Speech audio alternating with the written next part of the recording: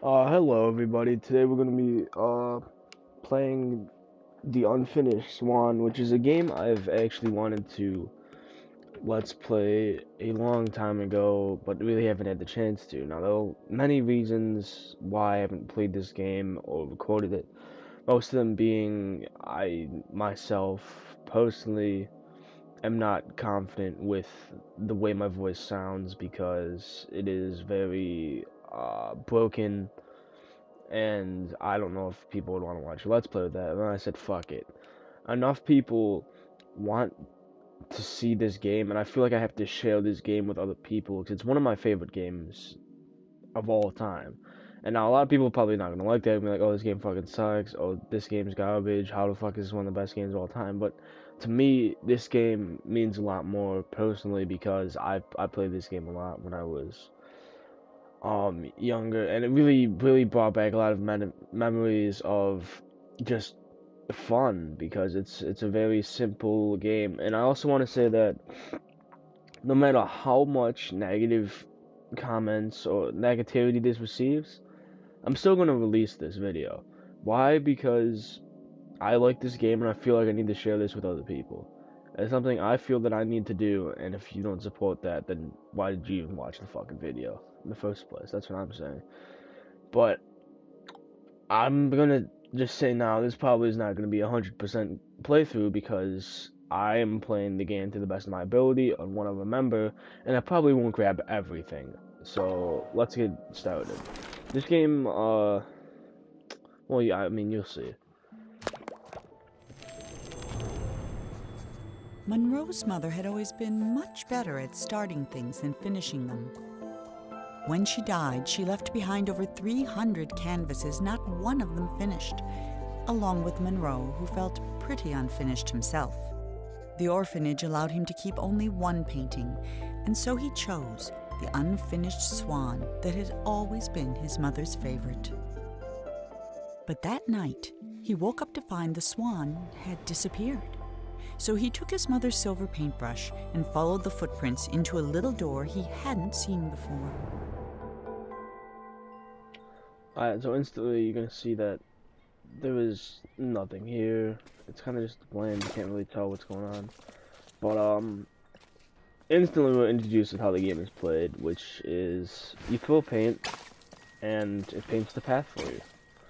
And one of the things that I love about it is it really creates some great art. Later on, I'll show you some of what happens. We get a better view.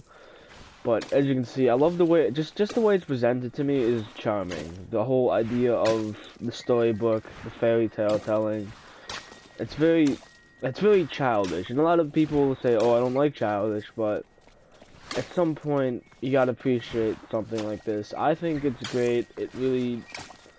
I think it's wonderful. I mean, you're entitled to your own opinion, but I enjoy the way it's presented.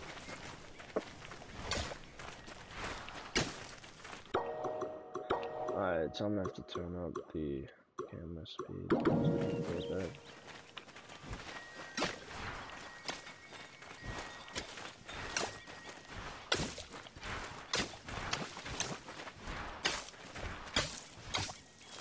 So the goal is to paint enough to get a perspective on what's happening, but don't paint too much, because you'll see that you can't see anything because it's just all black. So you can't just spam the trigger with paint and expect to move on. You gotta use it kind of sparingly, but kind of not sparingly, because you have infinite amount of paint that you can throw. Eventually you get more techniques to say that you could use. As you can see with the toys, you can buy them later on in the game. Once you have balloons, the balloons are pretty simple, collectibles. You just hit them with the paint or hit them with something, and they should go away. Now, right now, we have to follow these tracks, so that's what we're doing. We're following the tracks.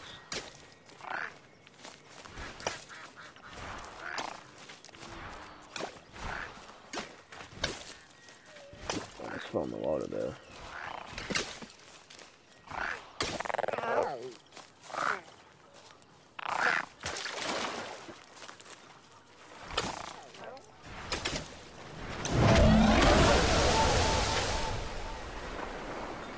shit. That actually scared the shit out of me. I kind of jumped a little bit. Which I'm not, cause I've played this game a great many times. I've never actually seen that. Well, I just haven't noticed it. But...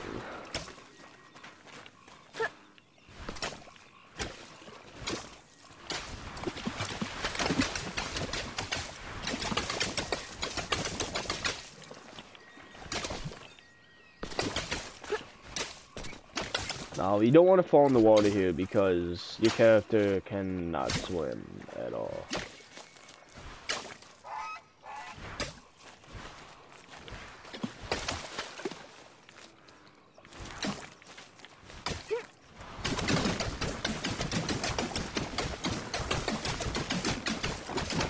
Now, if you're wondering why I just said don't spam them and I just spam them, it's because I know exactly where to go in this part. And if you look right here, this is that view or the art style that's created I'm talking about. It just looks amazing, in my opinion. It looks amazing. The music that's going on right now, I'll stop talking for a little bit. You guys can hear the music.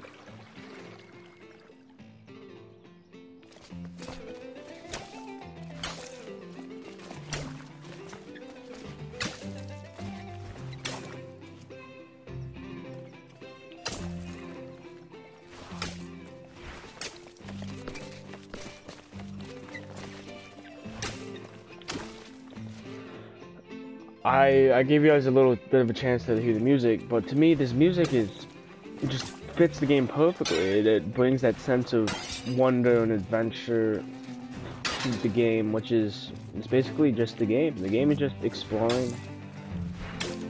There's no real goal besides progress.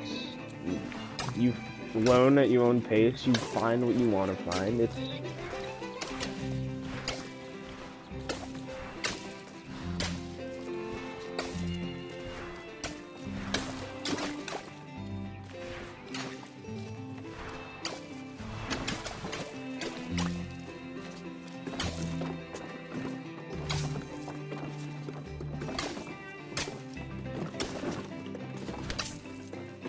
So, I'm just saying now, a lot of these videos will be me trying to commentate my gameplay, but, I mean, there will be some parts where I just don't know what to say. So, if you guys have anything that you want me to talk about, like, how did I meet Jagged, how did I meet Banff, how did I start YouTube, anything really, like, where am I from, well, I might not answer where I'm from, but I might, but... I'll answer them. I do need something to talk about, so that's always fun. But right now we're kind of just exploring.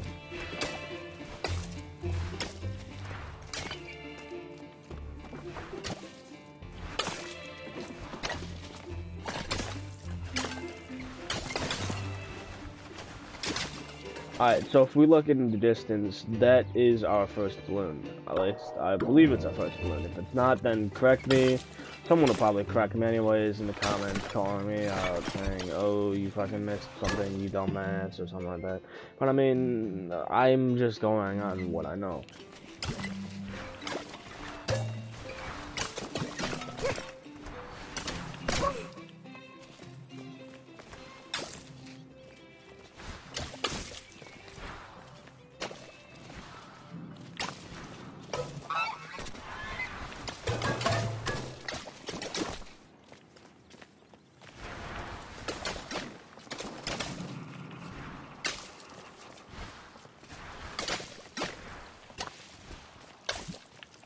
Alright, so we hit this, and here we have our first ability, which is the stop time, basically.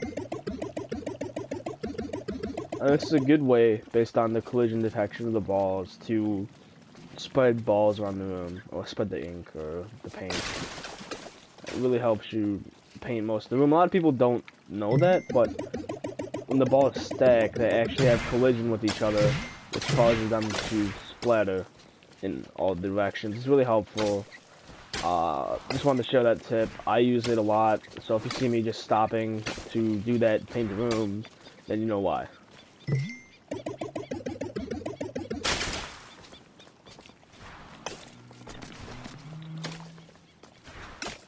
Alright, so up here we have, these are little, tidbits of the story. If you see right there, the little white, T, gold T. That's actually a storybook phase where it actually tells you what happens in the story. And I'm going to let that play out and then probably end this recording, so enjoy. The king was young, arrogant, and amazingly talented. He was convinced no color existed that was good enough for his garden, so he left it white.